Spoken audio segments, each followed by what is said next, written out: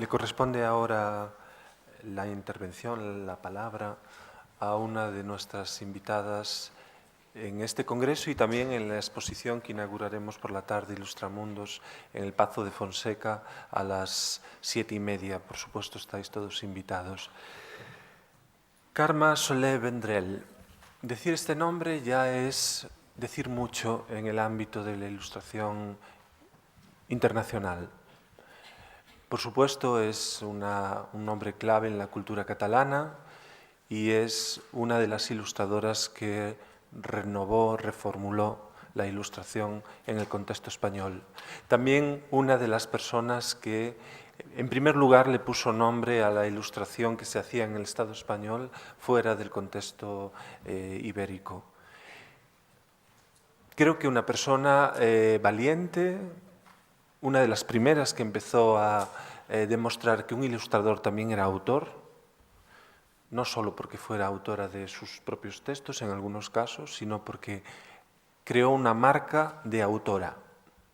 De hecho, no es baladí, no es casual el hecho de que el taller que impartirá en este congreso sea precisamente libros ilustrados de autor, porque es la apuesta que creo que mejor identificó a Carme Soler Vendrell desde el inicio de su carrera. Ese deseo de dejar una impronta, no por dejar una impronta personal, que supongo que también porque todo artista ilustra desde su experiencia vital, sino por dejar la impronta de ilustrador como autor, como artista. Yo quisiera destacar además el hecho de que, y esta es una reflexión mía personal, no sé si compartida por Carme, que su voz ha sido valiente y no siempre comprendida.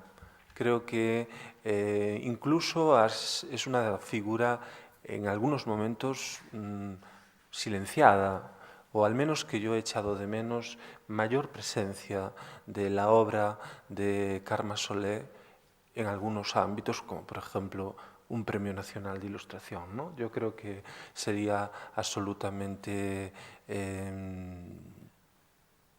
básico, normal, es decir, estos premios de la ilustración, pero el premio este que se concede desde el Ministerio a la carrera de un ilustrador en el contexto estatal, es decir, no el Premio Nacional del Ministerio, sino el premio al conjunto de la carrera. Creo que es una de las candidatas que ya debería haberlo recibido. Repito, una reflexión que me permito personalmente y no sin más trascendencia. La conferencia que le hemos pedido a Carme Soler Vendrell es un acercamiento a su trabajo desde una mirada muy personal. Si le hemos pedido desde el primer momento que hiciese esa reflexión desde, si me permitís la expresión, las tripas del proceso creativo y de la experiencia del artista consigo mismo y con su obra. Ese diálogo que tiene también bastante de desafío y de soledad, supongo, en muchos casos.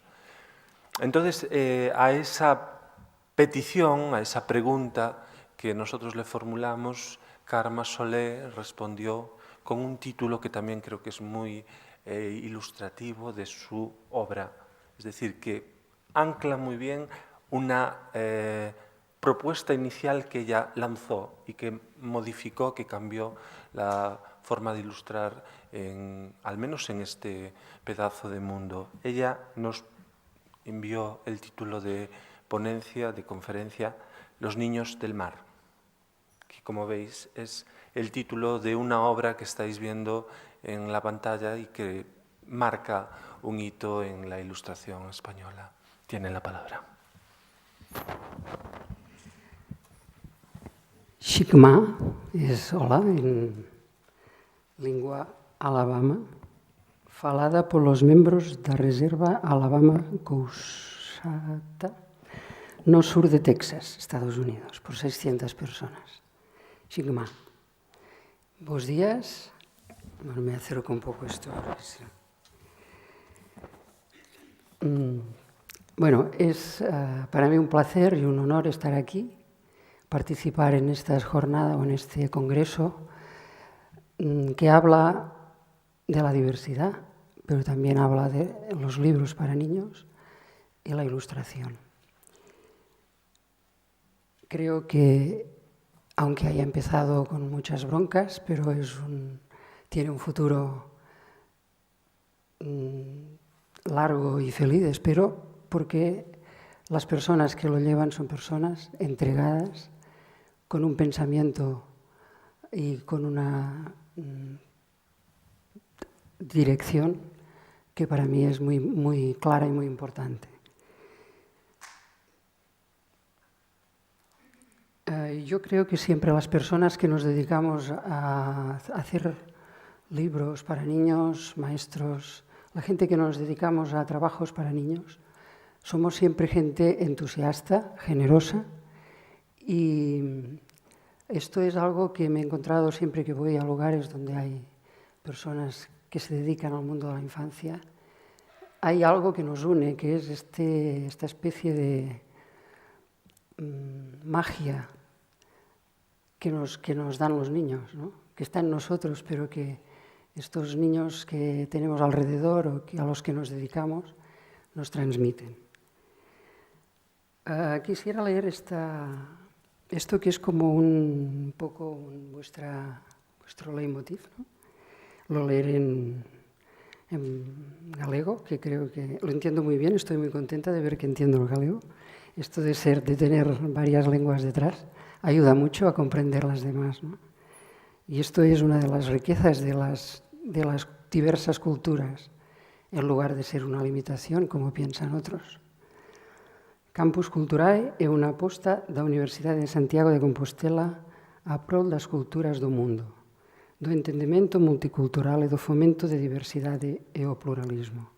Considerar a importancia das culturas, nomeadamente as minoritarias, máis acosadas por perigos que afectan a súa continuidade e pervivencia.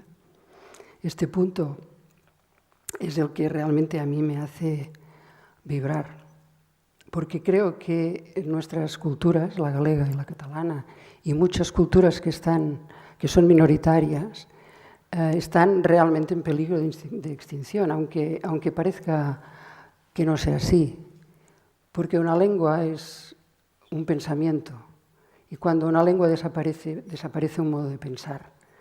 Yo creo que si el mundo es como es, tan hermoso, es porque somos tantos y tan diversos. Si fuéramos todos iguales, sería una cosa insoportable al mundo. Parécenos unha oportunidade para manter a biodiversidade cultural do planeta, ofreciendo a nosa lingua e cultura a posibilidade de establecer procesos de retroalimentación con outros códigos lingüísticos e culturais. Este pensamiento es el que me hizo pensar que valía la pena colaborar a todos niveles con este proyecto. Yo me siento como en casa porque siento que por la calle se habla otra cosa que no sea el castellano, y me siento además que como muchísimas palabras son iguales que el catalán, o sea que es muy fácil para nosotros comprendernos. Hay muchos de vuestros paisanos que viven en Cataluña y son gente muy trabajadora y muy próspera, que se han afincado allí, pero siempre tienen su raíz en esta tierra, que es algo que no debemos nunca perder, nuestras raíces, porque es lo que nos hace ser como somos, nuestra lengua y nuestro espacio de nacimiento. Yo desde niña he tenido un gran sentido de fidelidad y responsabilidad hacia mi idioma. Cuando era pequeña en la escuela nos enseñaban en castellano, todo tenía que ser en español, y era muy difícil no tener ya un espíritu rebelde hacia este idioma que nos era impuesto. Yo nací en la posguerra, o sea que en una época especialmente difícil para nosotros, para las lenguas que no eran la española. Y en casa, bueno, en mi casa, en mi barrio, todos hablábamos catalán, pero en el ámbito de la escuela nuestra formación fue en español, en castellano. De todos modos, yo tuve la suerte de de ir a un colegio de monjas dominicas, donde la directora era una señora fantástica, educada, había estudiado el método de Crowley, y ella respetaba mucho, era también catalana, incluso nos llegó a dar clases de catalán en la escuela. O sea que no fui a una de esas escuelas recalcitrantes donde no se podía ni hablar en catalán en el patio. O sea que, en cierto modo, fui privilegiada también en esto, ¿no? Yo creo que esta razón, ¿no?, de compromiso con la sociedad que me ha tocado vivir y también con el mundo, en realidad, ¿no?, porque somos ciudadanos del mundo, aparte de pertenecer a lugares distintos. Este sentido de rebeldía me dio siempre la fuerza para todo lo que he hecho en la vida, ¿no? Un poco, la vida, creo que para todos nosotros es como una batalla muchas veces hermosa, otras veces muy difícil, muy dura, pero que nos va conformando como somos. O sea, en el fondo es una riqueza la que nos va dando la vida, ¿no? Yo creo que esta mi situación de donde nací y también la muerte de mi madre, que murió cuando yo tenía 9 años, después de una larga enfermedad. Como en aquella época la tuberculosis no se curaba, pues mi madre murió de esto. Yo creo que esto a mí me ha dado, marcó mi vida hasta el presente, porque un niño que pierde a alguien tan importante como la madre o como el padre, en un sentido se hace mayor de golpe, ¿no? Y en otro sentido queda como un niño. Y yo creo que es esta parte de niño la que yo he podido transmitir en mis libros, en mis dibujos, y es esta parte trágica, en cierto modo, la que al lado de mis trabajos más personales se va notando, ¿no? En mis libros he hablado de la muerte, he hablado de muchas cosas que muchas veces son tabús para los niños. Depende de qué escuelas, parece que no se puede hablar de esto. Ahora es distinto ya, pero cuando fueron hechos estos libros, fueron libros incluso prohibidos en alguna escuela. Yo creo que son temas que hay que tratar con los niños, porque los niños los viven y son para ellos puntos de reflexión y también de comprensión de muchas cosas, ¿no? Escogí esta profesión yo cuando mi madre murió. Yo había oído que ella decía que le gustaría que yo aprendiera a dibujar, y cuando terminé los estudios en la escuela, que estudié comercio, porque me programaron como para ser secretaria, cosa que nada más lejos de mi manera de ser. Entonces estudié comercio y después me fui a estudiar a la Escuela Massana, que es una escuela de artes y oficios de Barcelona, donde había una gran libertad de pensamiento y una forma de enseñar que nos hizo a muchos de los alumnos que pasamos por allí han sido personas después que han continuado con una profesión, con ilustración, con pintura, con también, bueno, oficios aplicados, pero muy profesionales, muy valorados. Yo creo que escogí esta profesión porque me gustaban los niños, me gustaba dibujar y me gustaban los libros. Entonces, esto fue yo estudié pintura porque nos enseñaba ilustración, pero cuando acabé la escuela pensé, no, yo lo que quiero es hacer libros. Tuve la suerte que me vinieron a buscar en la Massana cuando estaba allí y empecé a dibujar.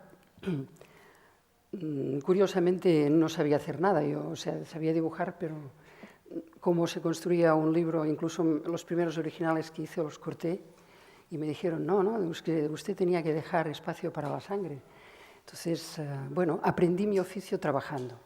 Yo creo que esto, a veces lo he hablado con colegas de otros países que tienen escuela de ilustración, o en aquel momento yo hablo de entonces, y no hablo de ahora, que hay escuelas de ilustración por todos lados. Pero ellos, los ingleses, por ejemplo, ¿no?, tenían una forma de enseñarles ya ilustración, que ellos hacían el camino así, cuando nosotros teníamos que dar toda una vuelta para llegar al mismo sitio, ¿no? Pero yo creo que a veces esta falta de directrices o bueno, como esta necesidad de buscar en uno mismo aquello que necesita, muchas veces ayuda a que los ilustradores podamos tener un lenguaje propio, mucho más fácil que si tienes un maestro que te dice que tienes que dibujar como él, como sucede en muchos casos, ¿no? Entonces, bueno, lo que por una parte puede parecer un hándicap, yo creo que puede ser al contrario, ¿no? Algo que nos ayude a encontrar este lenguaje que cada ilustrador o cada artista necesita tener, que es el propio, ¿no? El que nos hace distintos de los demás y que hace que cuando uno abre un libro diga, esto es de Marisa Seoane o esto es de cada ilustrador, ¿no? En un primer estadio, la creación es un estadio individual, un estadio personal de silencio con uno mismo. Pero esto, para que llegue a los demás, pasa a un segundo estadio, que es el estadio social. O sea, lo que es privado se vuelve público y nuestro trabajo va dirigido a los demás, por tanto, pasa a tener también un componente social. Y el tercer estadio sería el de responsabilidad con el ambiente, con el medio ambiente que nos ha tocado vivir. Es decir, el hecho de crear tiene como 3 estadios, pero están todos unidos, no podemos... y si hay artistas que se quedan su obra para ellos mismos, habrán perdido esta parte tan importante de la creación, que es el hecho de que llegue a los demás, de que los demás acaben aquello que tú has empezado. Porque cuando uno se pone delante de un cuadro y este cuadro le dice algo que es distinto de lo que dice a los demás, ¿no? Porque cada cual lo mira con su propia mirada. Cuando vine por primera vez a Galicia, a esta ciudad, naturalmente fui a visitar el Pórtico de la Gloria, fui a visitar la catedral. Y en aquel momento se podía entrar por la puerta grande y uno se topaba con este Pórtico de la Gloria, que es una maravilla, ¿no? Que este maestro Mateo hizo en el siglo XII y que a mí me dejó con una sensación de felicidad y de alegría que siento cada vez que pienso en ello, ¿no? Entonces después uno entra en la catedral y a todo le parece una maravilla, ¿no? Porque tiene este impacto. Y este autor, este escultor, cuando hizo estas imágenes, querías contar lo que es la salvación, ¿no? del ser, cuando pasa al otro mundo, como naturalmente desde una iglesia católica tiene que transmitir. Pero él, estoy segura que lo que quiso transmitir a los miles de peregrinos o de personas que entraban por esta puerta era este sentido de felicidad. Este fue un autor comprometido con su trabajo, porque lo consiguió. Yo creo que es evidente, ¿no? Que consiguió su propuesta, su propósito.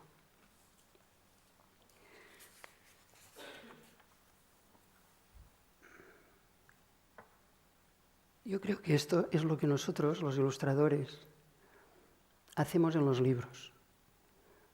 Transmitimos nuestro pensamiento, lo que en cada libro hemos querido expresar, lo transmitimos con nuestras imágenes. Y como más fieles seamos a nosotros mismos, más este trabajo va a llegar, o sea, nuestro pensamiento va a llegar a los niños, a nuestro público, ¿no? Yo creo que esto es el compromiso que nosotros tenemos. Ser nosotros, ser genuinos para ser universales. Esto lo decía Maurice Sendak, una vez leí una entrevista que le hicieron y decía, para ser universal hay que ser local. Uno no puede hablar de lo que no conoce. Uno tiene que transmitir lo que él conoce, sus valores, sus vivencias, su cultura. Entonces, cuando uno es local, puede llegar a ser universal. Entonces, ¿por qué escogí este título, Niños del Mar? En realidad el título era Niños del Mar. Porque, bueno, a partir de este libro, ¿no?, pensé que podía dar un poco toda la línea de la conferencia. Mis primeros Niños del Mar estaban situados en una época de mi vida, ¿no? Yo creo que la vida nos va diciendo un poco cómo somos, y pasamos por etapas, y cuando uno hace un trabajo conectado con él mismo, estas etapas se pueden ver en su trabajo, porque formamos parte de nuestra vida, entonces es una cosa que no se puede separar.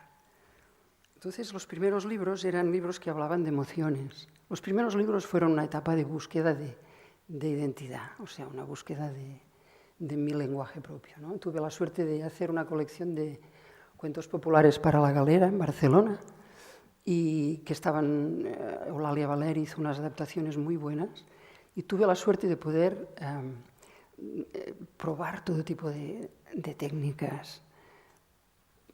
Las técnicas para mí son secundarias, ¿eh? Lo importante es el cómo se quiere decir una cosa, el qué se quiere decir y el cómo se dice. Creo que es mucho más importante esto que tener una técnica fantástica. Pero las técnicas sí que sirven en cada caso para apoyar aquello que pensamos, aquello que queremos transmitir. Cada autor tiene su lenguaje, por tanto nosotros tenemos que transmitir aquel lenguaje a nuestra manera. Por esto pues, se han ilustrado muchas Caperucitas Rojas, pero cada una es distinta según la mirada del ilustrador. Mis primeros Niños del Mar fueron Joan, de la luna de Juan. Espera, esto por aquí. Joan es un niño que habla de la muerte, del miedo a la muerte. Es un libro donde la madre no está, solo está en una imagen, con un ramo de flores secas debajo del cuadro, y donde se dice que Juan vive feliz con su padre, ¿no? El padre de Juan es pescador y un día pierde la salud en el mar y vuelve a casa enfermo. Entonces Juan tiene miedo y sale a hablar con la luna, que es su compañera, cuando su padre está pescando. Entonces la luna le dice: coge un cesto y viene a buscar, venme a buscar. Y entonces Juan va a buscar a la luna arriba del ciprés, que es el lugar más cercano al cielo. Y se acuerda de todos los que están en el cementerio de los pescadores. Entonces Juan baja al mar, tiene miedo, y al final pues la salud del padre de Juan la recupera, ¿no? Y se la da. Entonces este es un libro que habla del miedo a la muerte. Aquí son felices. Es Menorca, estas imágenes son de la isla de Menorca, que es una isla que yo he ido muchas veces y me dio naturalmente el tono de este libro, ¿no? Él tiene miedo a la muerte, pero no se asusta, quiere hacer algo para ayudar a su padre. Él piensa que su padre no se puede morir, ¿no? Y aquí es cuando él juega por la noche con la luna. Aquí lleva la luna y bajan al mar a buscar esta salud que la tiene un pulpo entre sus tentáculos. Juan es un niño. Yo quería escribirlo que fuera una niña la protagonista, pero pensé que era bueno que un niño tuviera miedo, que un niño llorara y que esto se plasmara en un libro. La otra protagonista, niña del mar, es Rosé.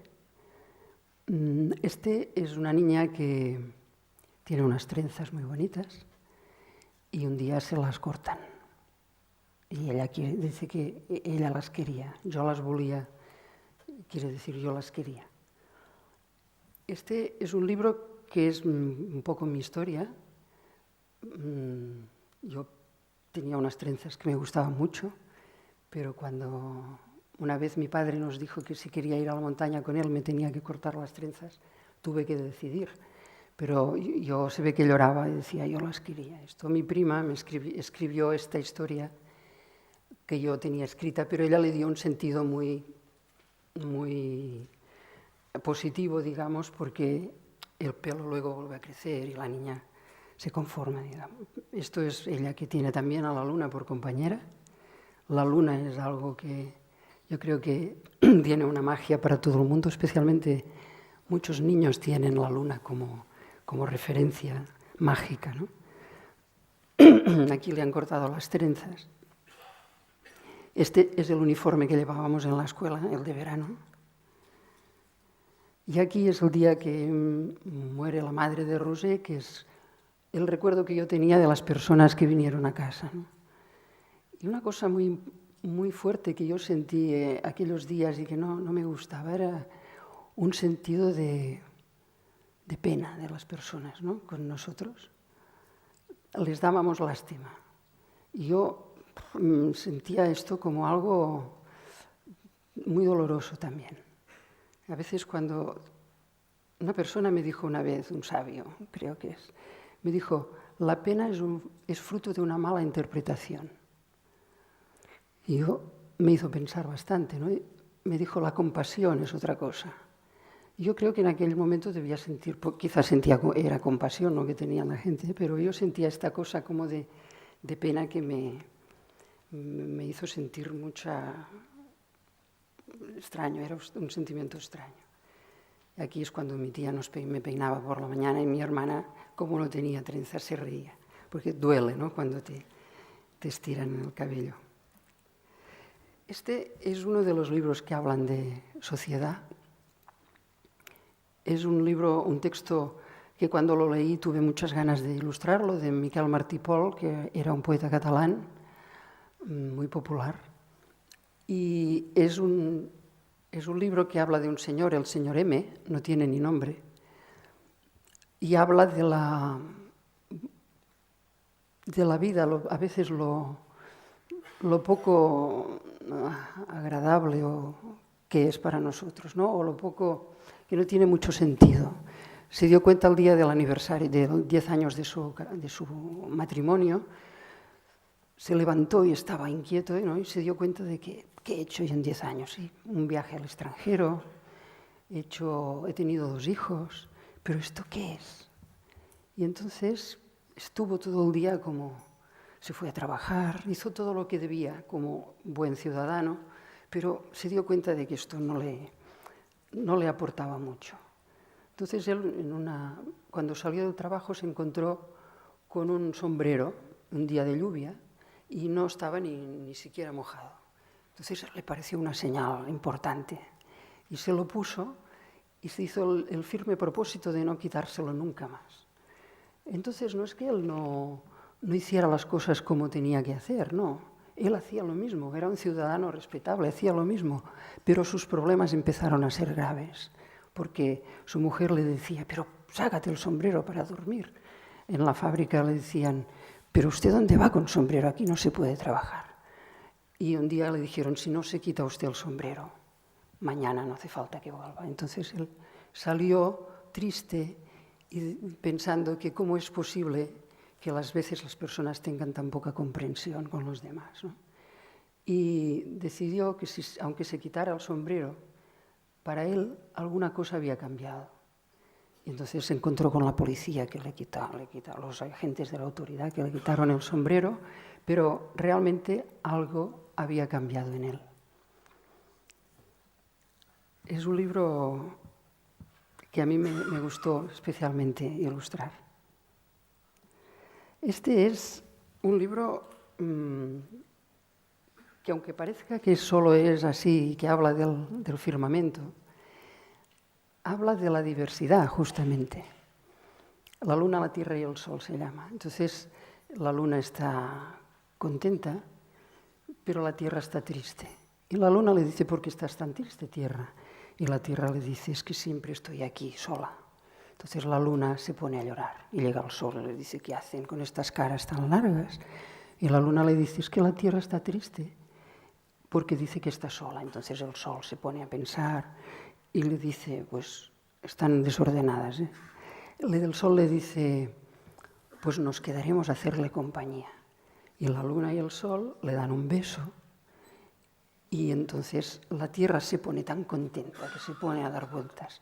La luna alrededor de la tierra y las dos alrededor del sol. Y entonces vienen muchas estrellas y desde aquel día la luna y la tierra y el sol juegan al escondite, como nosotros cuando somos pequeños. Este libro lo presenté, la primera edición era en Alemania y fui a una biblioteca en Düsseldorf y pasamos las diapositivas y después hablábamos con los niños y uno de los niños me dijo que lo que más le había gustado a él de este libro es que siendo tres personas tan distintas pudieran ser amigas. Después supe que aquel niño era un inmigrante que había ido a su escuela y era casi el único distinto, ¿no? Y para él este libro fue como encontrar algo muy personal. Su historia personal estaba allí. Entonces, cuando un libro es abierto, cada cual lo interpreta a su modo también, ¿no? Puede encontrar la respuesta a algo que está en él.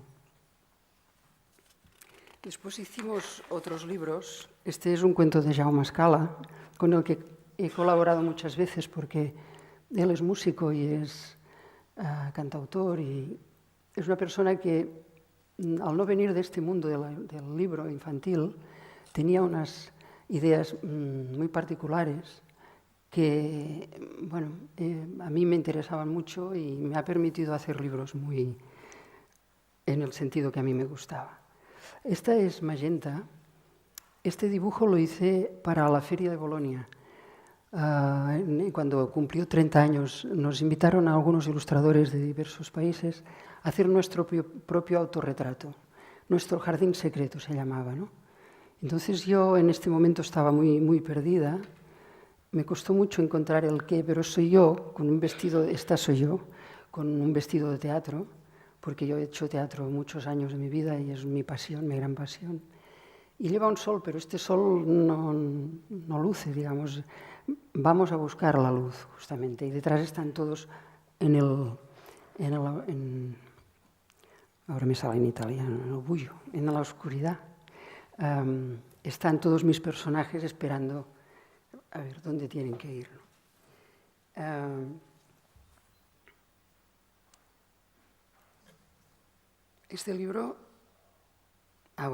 después vino Magenta, que esta ya fue una versión del otro personaje, y esta es una de los personajes que yo hubiera seguido haciendo libros, porque tenía una identidad. A mí hacer colecciones no me ha gustado nunca, porque me cansó un poco bueno, creo que la energía más importante está en el primer libro y después es como a veces ir sacando, si tienen sentido sí, pero si no me parece que las colecciones, al menos a mí, no me gustan, ¿no? Para mí. Entonces, este personaje era una hada viajera que rondaba por el universo y decidió bajar a la Tierra. Se encontró con el Sol, se encontró con la Luna y se encontró en la Tierra. La Tierra le dijo, se quedó en la oscuridad, la Tierra le dijo, Magenta, ves a buscar los colores. Y Magenta se fue, encontró el color amarillo de los desiertos, el verde de las selvas, el rojo de los volcanes. Entonces, al final encuentra a los niños del mundo en un espacio gris y les devuelve los colores. Entonces, es como una historia de amor un poco, ¿no? Después vino un segundo libro que Magenta ayuda a una ballena, una beluga, que son estas ballenas blancas, que está herida y la ayuda a encontrar a sus padres. Y desde aquí ya se despiden, ¿no? Después está este libro, que es un libro La autora está presente en esta sala, se llama Antonia Rodenas y os hará una comunicación esta tarde de cómo este libro tuvo una magia especial para llegar a existir. Es un libro como los de Antonia que te permiten hacer las ilustraciones en muchas líneas. Tú puedes ilustrar sus libros de modos muy diversos y esto es difícil a veces de encontrar. Textos tan abiertos que tú puedes hacer un libro que no tiene nada que ver con el libro que haría otro, ¿no? Yo estuve en Benín, en un país africano que está al lado de Nigeria, debajo de Níger y al lado de Togo. Estuve y tuve la suerte de estar con personas de allí. No fui de turista, sino que pude trabajar con artesanos de allí, pude ir a las selvas a buscar madera. Viví una experiencia que solo pensar en ella me llena de alegría, porque hay una generosidad en estos pueblos que uno no se da cuenta hasta que no va, ¿no? Entonces, un día fui a una aldea perdida en una selva y había una niña, una familia que eran fantásticos. Había un niño que cuando me vio, yo iba en moto, porque íbamos 3 o 4 personas en las motos, era muy divertido. Y este niño apareció detrás de un árbol y cuando me vio, hizo una cara y me saludó así, porque no sé si había visto algún blanco alguna vez, pero los niños se quedan muy impactados cuando yobo te llaman, ¿no? Te llaman yobo para que les saludes, porque claro, incluso los bebés lloran cuando te ven, ¿eh? Porque no, se quedan muy parados. Y una hermanita de este niño estaba allí trabajando, o sea, con uno de estos morteros, estaba machacando los frutos de las palmeras, que son estos duros, que no son dátiles, sino que es otro tipo de fruta, que ellos hacen aceite, hacen muchas cosas con esto, ¿no? Y este libro de Antonia es un libro que habla sobre una niña, dice: cuando cierre los ojos, con mis alas grandes echaré a volar y pintaré nubes naranjas y azules. Y yo seré una princesa y tú un capitán. Y va diciendo cosas que esta niña imagina, ¿no? Entonces yo lo que hice es ilustrar esta niña africana que conocí, feliz, era una niña feliz, trabajando, pero que ella va teniendo sus ilusiones, ¿no? Sus pensamientos. Entonces llega el hermano y le dice, le da esto para que trabaje. Detrás, cuando pasa un hada, pues sale una niña que carga con su hermano. Todas las ilustraciones las hice haciendo referencia al mundo que tienen estos niños allí, ¿no?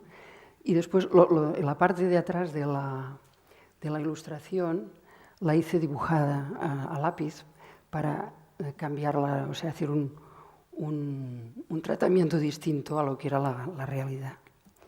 Aquí pues dice que pasarán sirenas a contar estrellas, ¿no? Entonces pasa una niña, allí los niños llevan, desde los 3 años ya llevan cosas en la cabeza. Yo creo que es por esto que tienen este porte tan recto, tan señorial. Es un niño, Antonia os hablará más de este libro, yo creo que es un libro muy bonito que permite hablar a los niños de esta realidad que existe, de esta diversidad que existe en otros países, y también por el hecho de que a veces decimos, ¡ay, pobres niños! No, pobres niños no. Son niños que realmente yo los veo felices porque están en su lugar, no tienen casi nada, pero juegan, ríen, están fuera en la calle, no están encerrados mirando un televisor, ¿no? Son niños que tienen una felicidad que es muy envidiable en muchos momentos, ¿eh? Y pues, estos son los libros que yo diría que no dejan indiferentes, que son libros que nos provocan algo y que para mí son libros como de una responsabilidad social, ya no tanto a nivel personal como individual, sino como libros que hablan de muchas cosas, de muchas situaciones. Es un libro abierto también, se podía interpretar también de muchas maneras, ¿no? Yo recuerdo que el día que Jaume Escala me dijo, ahora tendrías que hacer un libro que hable de los niños que no tendrán nunca acceso a los libros. Y me empezó a contar su idea de unos niños que están en la playa, estos niños que dormían en la playa en Barcelona antes de los Juegos Olímpicos. Había un lugar donde los niños dormían, ¿no?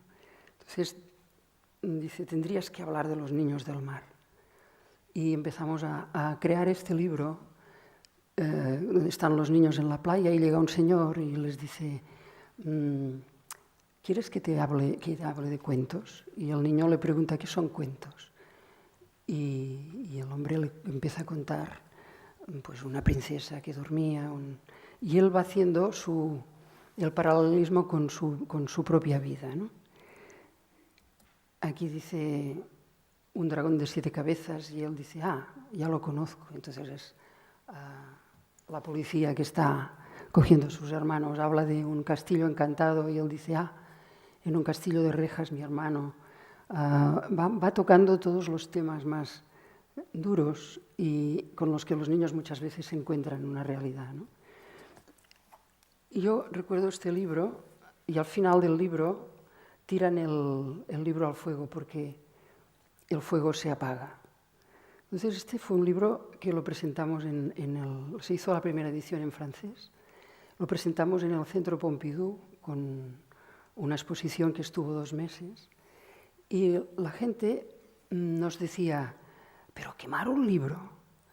Y claro, quemar un libro en este caso era lo menos grave de lo que se estaba hablando en el libro. En el libro se estaba hablando de situaciones muy duras para los niños, ¿no?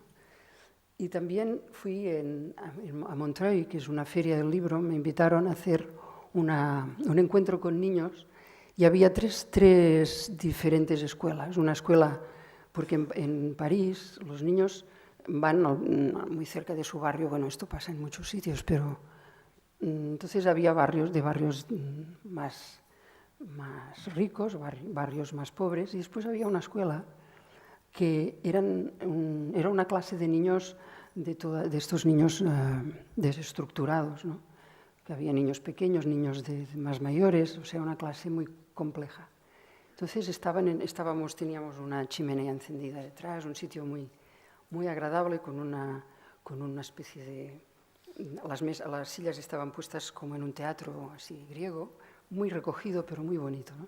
Entonces había un maestro que me dijo, bueno, yo tengo 2 preguntas, ¿no?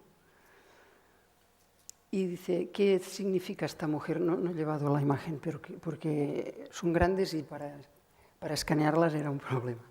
Hay una mujer que está al lado del mar, está muerta, digamos, y lleva aquí una cosa atada que es como hablamos de la droga, ¿no?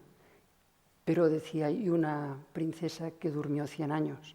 Entonces el Señor me dijo, ¿qué quiere decir esta imagen? Y tenía una niña a su lado y decía, esta señora ha muerto de sobredosis. Entonces yo le dije, bueno, ya está, la niña le ha contestado la pregunta, digo, ¿me podría hacer la segunda pregunta? Y me dijo, no hace falta. Pero entonces pasó una cosa muy hermosa. Los niños que eran de esta clase más desestructurada, como no estaban tan bien educados en qué sentarse, no sé qué, iban bajando de las gradas y se sentaron todos a mi lado, ¿no? Y hubo uno que debía tener 12 o 13 años que me dijo, yo quiero decir algo. Y me dice, este es un libro que habla de mí. Es la primera vez que veo un libro, ahora qué ha pasado, que habla de mí. Entonces, bueno, cuando suceden estas cosas, se ha cansado más antes que vosotros, ¿eh? Cuando suceden estas cosas es cuando tú te das cuenta de que tu trabajo tiene sentido, ¿no? Solo que llegue a un solo niño este mensaje pues es gratificante y da sentido a todo lo que estás haciendo. Este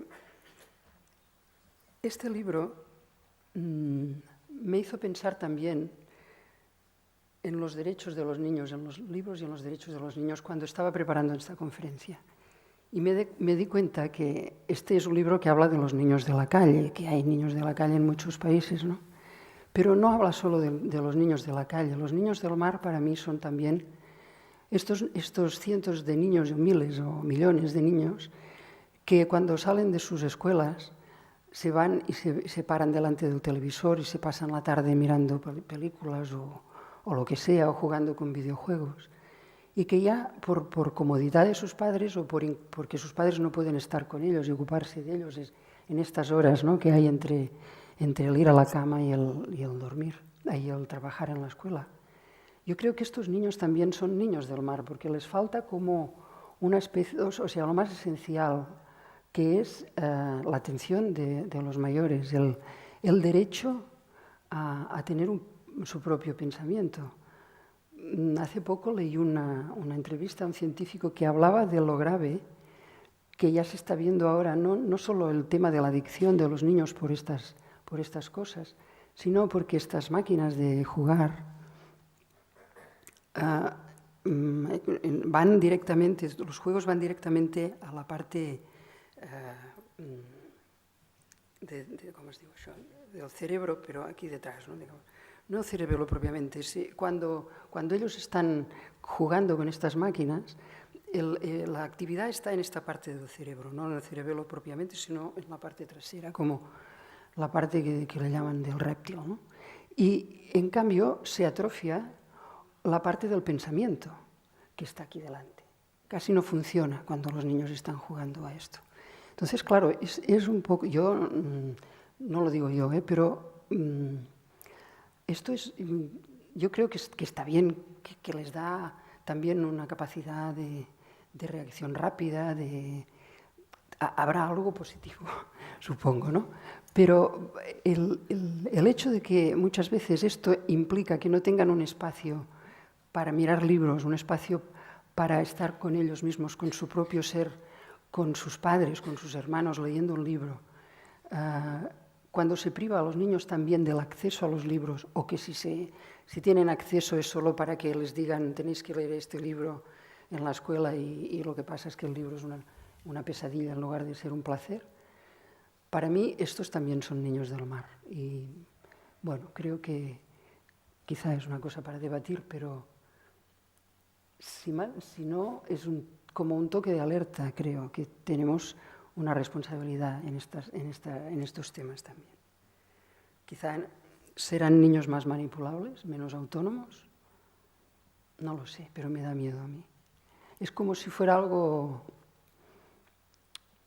que no es tan ingenuo, no es tan inofensivo. Yo, cuando terminé de ilustrar Los niños del mar, Jaume Escala, como siempre, me dijo, ahora deberías ilustrar La cruzada de los niños, un poema de Bertolt Brecht, y me hizo escuchar este poema cantado en la voz de Adolfo Celdrán, no sé si lo conocéis, en una traducción maravillosa.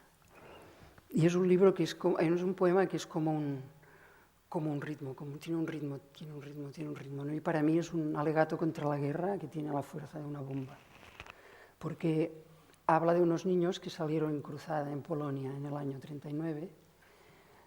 Se libró una batalla muy sangrienta y estos niños salieron en cruzada buscando un lugar donde vivir en paz. Vilgoray buscaban. Entonces, este libro, cuando yo escuché este poema, busqué la posibilidad de ilustrarlo. Los herederos de Bertolt Brecht me dieron el permiso, pero hubo un problema con el agente literario de Brecht y el agente literario mío en aquel momento y los editores alemanes. Entonces no pudo salir este libro, pero ahora, el año pasado, después de 20 años, lo hemos sacado con ilustraciones con las ilustraciones que hice para presentar el proyecto, porque me puse a ilustrarlo como si dijéramos con los dibujos acabados, pero no era necesario, la fuerza estaba ya en el... La fuerza muchas veces está en los esbozos que hacemos, ¿no? En el momento en que estamos con el pensamiento y la emoción más fuerte, que es el momento de la creación propia. Bueno, es un libro que habla de estos niños que partieron en cruzada. Yo utilicé todo, eran niños de guerras. O sea, compré libros de la Primera Guerra Europea, fotografías de la Segunda. También yo había coleccionado, por decirlo así, muchas veces en periódicos, en revistas, me quedaba con los dibujos, con las fotografías de niños de guerras, no sabía por qué. Y en este libro pude poner rostros que eran de verdad a los niños que dibujaba. Esta es una niña que está escribiendo la palabra paz en un tanque. Encuentran un soldado y soldado le preguntan ¿dónde podemos ir? Y él les dice Belgorod. Pero el soldado también muere y no lo puede, lo tienen que enterrar. Tampoco puede él mostrarles el camino, ¿no? Al final Brecht habla de que estos niños se pierden en el tiempo y un perro es el único que le lleva un collar y dice seguid a este perro, él os mostrará el camino donde estamos. Pero son campesinos que encuentran este perro muerto de hambre, ¿no? Y la batalla de estos niños se pierde toda la noticia. Entonces Brecht dijo, y si cierro los ojos veo a los niños de todos los países, orientales, franceses, españoles. Era el momento de la guerra, ¿no? O sea, en la guerra de España estaba todo en el año 39, era cuando acabó. Entonces a mí es un libro que Brecht, que era un hombre comprometido con su tiempo y con su trabajo, con lo que él contaba, para mí es una historia, un poema que cada vez que lo leo me sigo emocionando, ¿no? Como la primera vez que lo escuché. Aquí también el compromiso del artista con su obra, ¿no? Con Brecht supo traspasar su pensamiento. Esta es una de las ilustraciones que hice para ilustrarlo bien hecho, digamos. Pero decidimos ilustrarlo con los esbozos. Y bueno, aquí hay quizá demasiadas imágenes que enseñan un poco. Cuando ilustré este libro creo que era el 92, tenía muchas ganas de empezar a pintar, pero pintar rostros de niños, no... Pintar por pintar no era algo que no me interesaba a mí, ¿no? Pero en un momento dado empezaron a salir estos niños tan extraños, ¿no? Tan dramáticos o cómicos, porque estos no sabes bien qué son. Y tuve que compaginar bastante con la ilustración. Entonces yo soy muy radical y cuando ilustro no puedo pintar y cuando pinto no puedo ilustrar, porque la ilustración y la pintura salen de un lugar muy distinto para mí. O sea, la ilustración es un trabajo intelectual que tienes que poner mucho de tu mente para buscar cómo, el camino, dónde, ¿no? Y plasmar todo el libro en unas imágenes que tengan un ritmo, que cuenten una historia, que sean fieles al espíritu del texto que estás leyendo. Y en cambio la pintura sale de un lugar... a mí me desasosiega pintar, porque no sé de dónde sale esto tan fuerte y tan tremendo que está dentro de mí. Pero me di cuenta en realidad de que estos niños, es una serie de 6 que hice, que después tuve que ilustrar muchos libros, unos libros de García Márquez, y cuando volví a tener el espacio para pintar ya no conseguí recuperar estos personajes que para mí tenían una fuerza.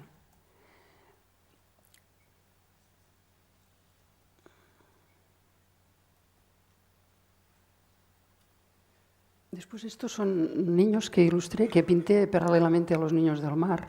Eran niños del mar. Estos son niños de las favelas de Brasil. Este es un niño gitano que, bueno, es muy bestia, pero es que la fotografía lo era mucho más. El niño original era mucho más duro. Esta es una niña del mar para mí que me siento como si fuera un autorretrato. El dolor de la pérdida de una madre en algún momento la tienes que poder expresar, ¿no? Yo creo que está aquí. Esta es la misma niña. Esta, curiosamente, es una niña suiza, de padre mexicano y madre suiza, que es hija de unos amigos, que la he pintado muchas veces, pero que cada cuadro es muy distinto. Es ella, pero salen incluso ilustré un libro que es de Antonia Rodenas también, que se llama Un puñado de besos, está editado también por Xerais, que es la misma niña, ¿no? Y ella se reconoció además. Estos son los niños de un barco que se llamaba Etileno, que estuvo vagando por el mar porque nadie quería recoger a estos niños. Y estos son unos que preparé para hacer un cuadro para el Fòrum de Barcelona. Hice un cuadro que eran 30 niños de guerras. Y todos son niños de verdad, de guerras distintas, ¿eh? Me sirvieron los mismos niños que tenía para la cruzada y alguno de la guerra de Bosnia, que fue... Este cuadro tiene como solo una imagen en color, que es esta niña que es de la guerra de Irak. Supongo que la recordaréis. Eran un señor con un turbante, vestido de azul, que llevaba una niña en brazos, ¿no? Es esta niña. Yo tenía la intuición de que esta niña podía dar título a mi cuadro. Este es un niño que no tenía brazos. Los había perdido con una bomba antipersona. Pero tiene una luz en la mirada y tiene una alegría que, bueno, yo intenté traspasar, ¿no? Hubo un diálogo muy hermoso con todos estos niños. Este es el cuadro entero, hace 8 metros. Y Ibtihal es el nombre de esta niña. Justamente cuando estaba pintando el cuadro, leí el periódico y decía noticias de la pequeña Ibtihal. Era un año después. La habían encontrado esta niña que había perdido a toda su familia. Era sorda de nacimiento y había perdido una pierna, pero estaba bien. Entonces, Ibtihal en árabe quiere decir ruego, súplica o plegaria. Entonces, bueno, son estas cosas mágicas, ¿no? Como este cuadro es un grito para la paz, este nombre es el más adecuado. Este lo pinté después. Es una niña de Cachemira con el material que me quedaba, digamos. Y estos son ya posteriores, niños del mar. Todos son niños de guerras, de lugares distintos. Y esta es la que podréis ver en la exposición. Se llama Palestina. Es una niña de Palestina y yo creo que, bueno, mi idea de retratar niños de guerras, de lugares, ¿no? Creo que hasta que las guerras no acaben y no haya niños que puedan expresar su voz a través de mis cuadros, seguiré pintando rostros de niños, seguiré ilustrando los libros que me parezca que vale la pena ilustrar. Y bueno, este es el último que he pintado, que es Carla, es la misma niña, pero le he puesto un título que para los catalanes es importante, que es 1714. 1714, que es la guerra cuando perdimos nuestra libertad como pueblo, y aquí está.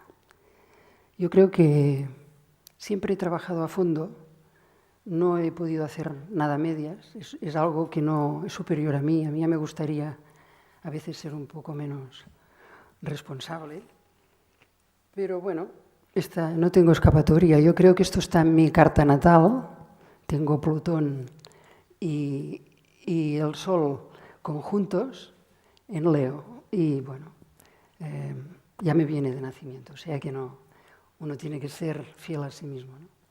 Os agradezco mucho la paciencia, también el hecho de que, bueno, hayáis visto un poco todo este proceso. Espero que haya sido un poco interesante y que como mirar un cuadro, podáis también recoger aquello que os vibre a vosotros. Y nada, si hay alguna pregunta, alguna cosa, pues estaré encantada de responder.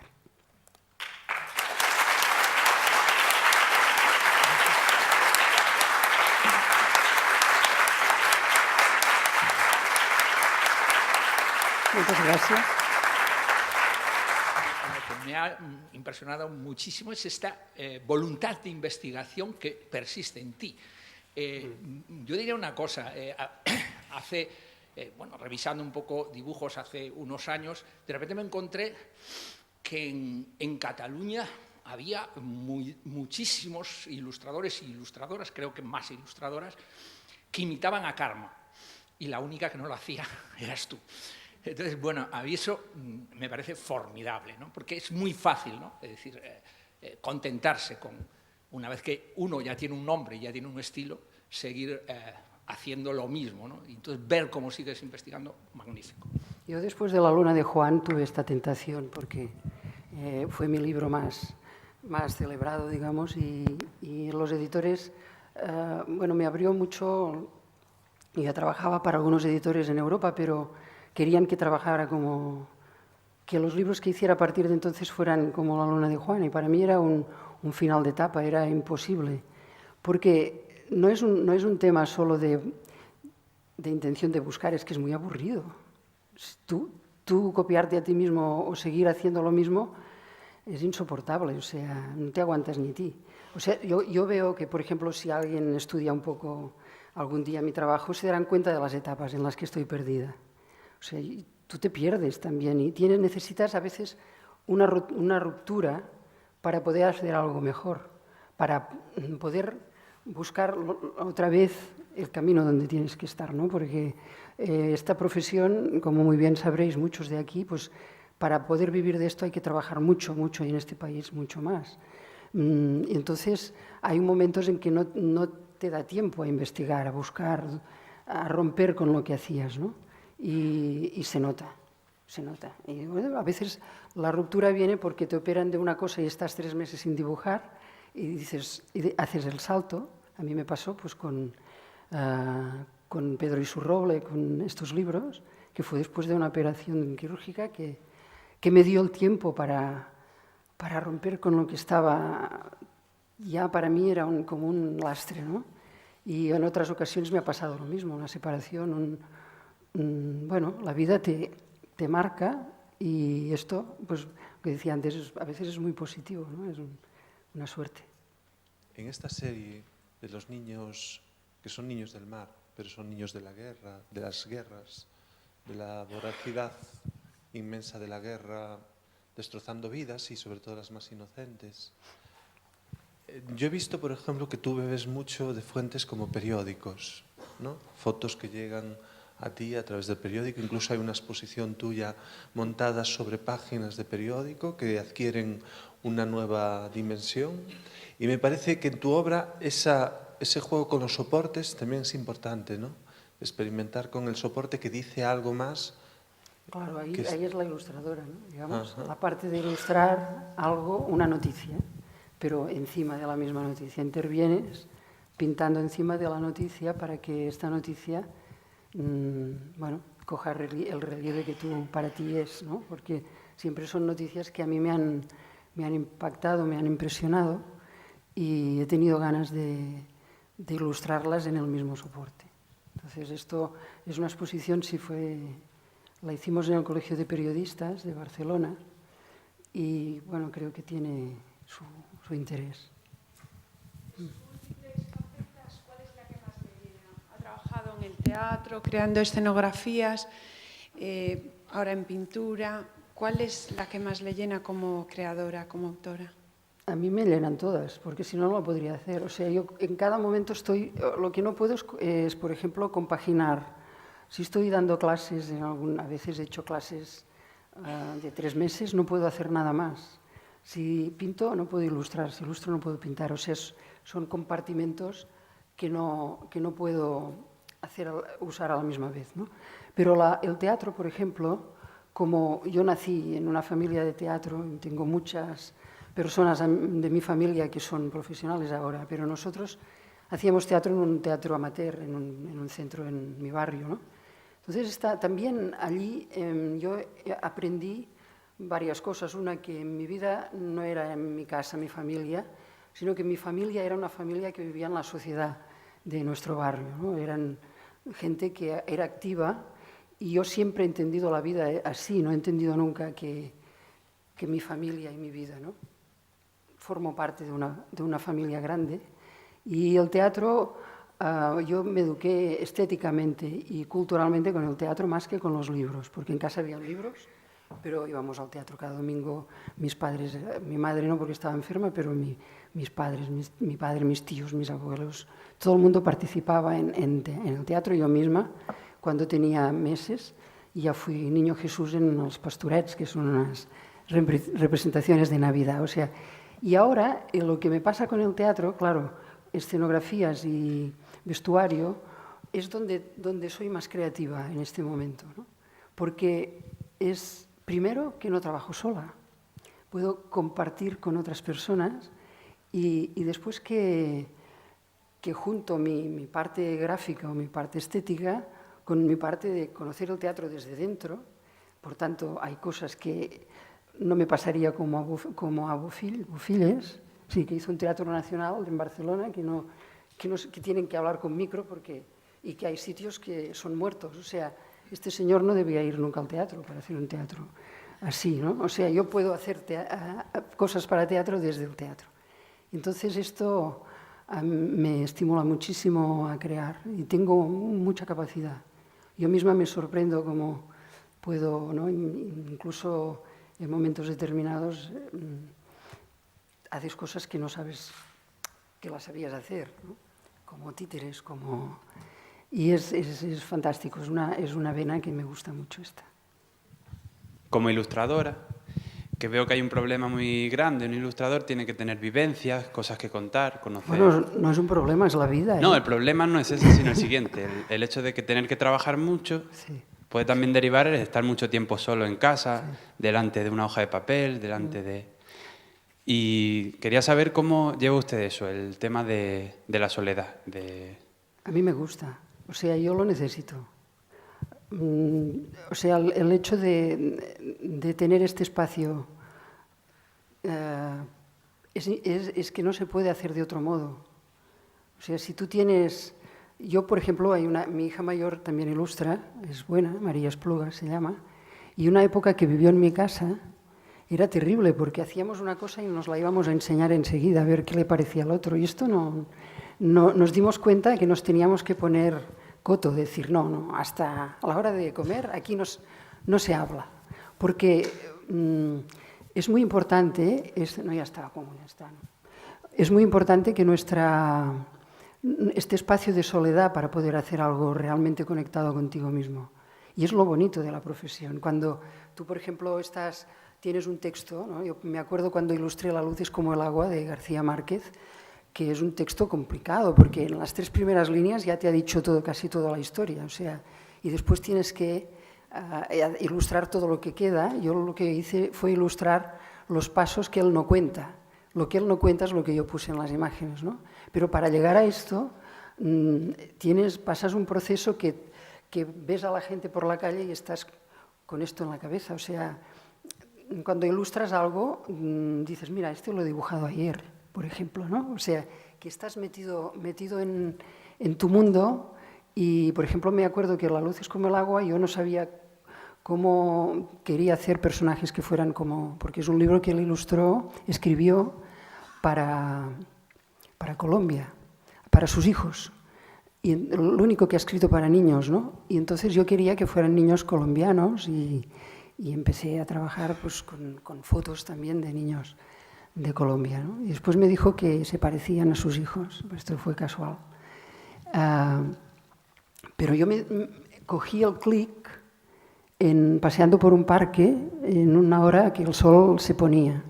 Aquella luz me dio la pauta para...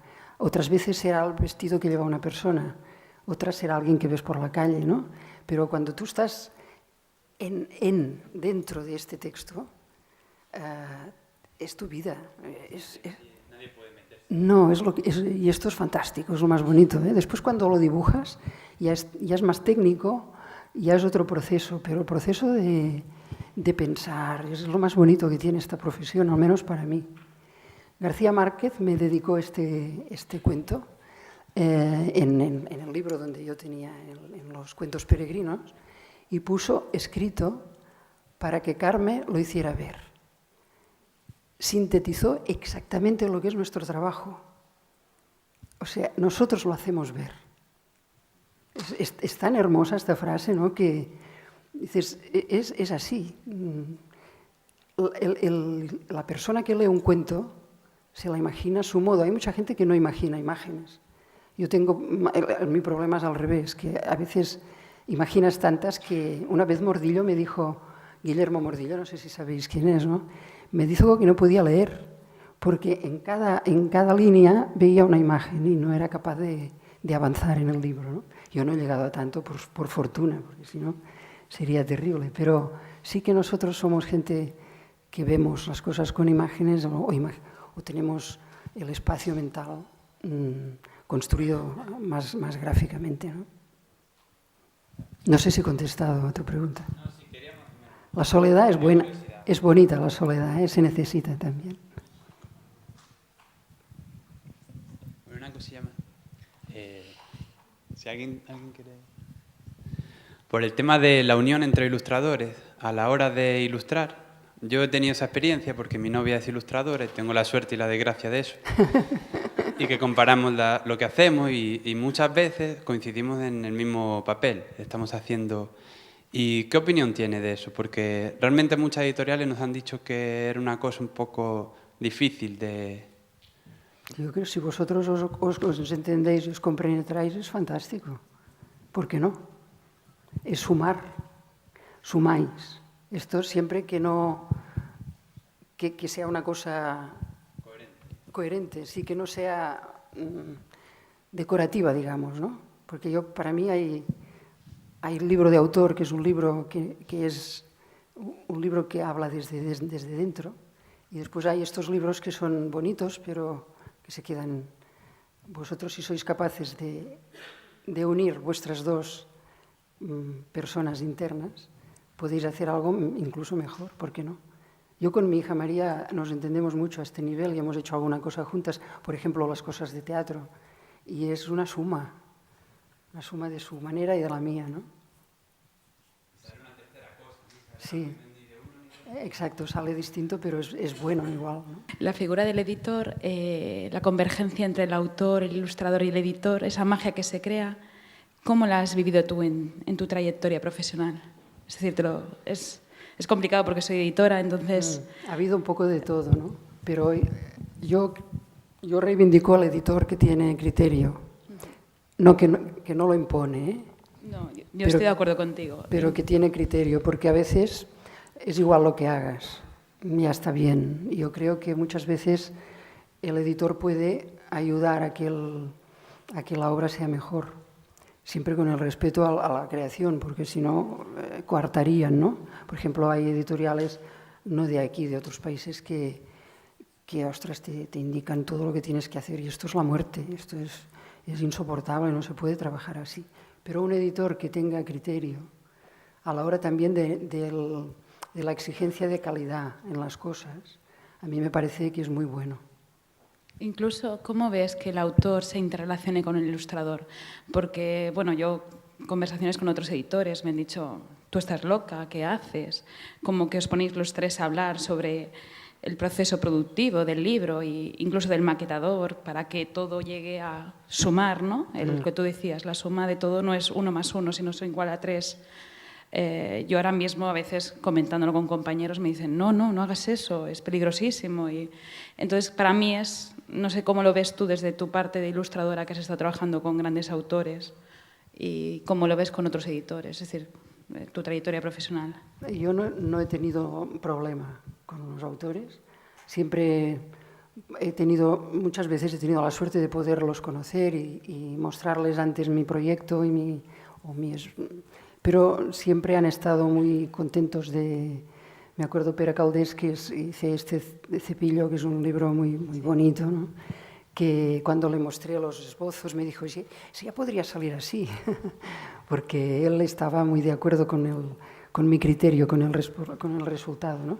Pero yo creo que un editor, el hecho de que los autores y los ilustradores tengan relación, que se conozcan. Con Antonia, por ejemplo, hemos pasado horas al teléfono, ella vive en Alicante y yo en Barcelona, y la pobre la he machacado mucho, porque incluso en algún libro que yo había leído en un sentido ya físico, ¿no? De sueños, estaba escrito de una manera que se podía leer así, o se podía leer así, yo lo leí así, y le hice una propuesta y ella decía, ¿pero de qué libro estás hablando? No es el mío, ¿no? Y entonces, bueno, esto creó mucha fricción en un momento, o como por ejemplo en Un puñado de besos, que yo ya no lo quería ilustrar porque hice una exposición muy importante en Barcelona de toda mi obra, y cuando me di cuenta de todo el trabajo que había hecho, me colapsé, no podía dibujar, ¿no? Me quedé muy colapsada, ¿no?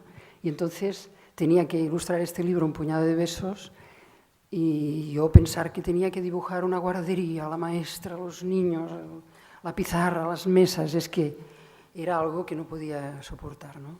Pero ella insistía, y al final pues fue un libro que ilustré con caras de niños, no hay nada más, y creo que, bueno, estamos en la 12ª edición, no será un fracaso justamente, y es un libro que a mí me gusta especialmente por esto también, porque rompió un poco, sobre todo con mi forma de trabajar.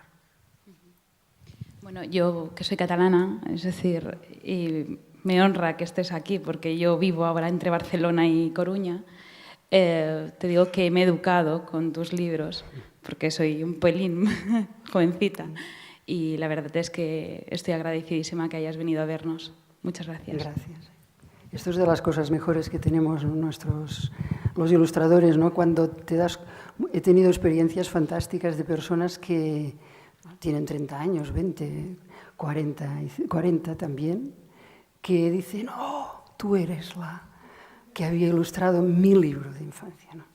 La luna de Juan, por ejemplo, es uno de los, o Yo las quería, o tantos, incluso libros más anteriores, ¿no?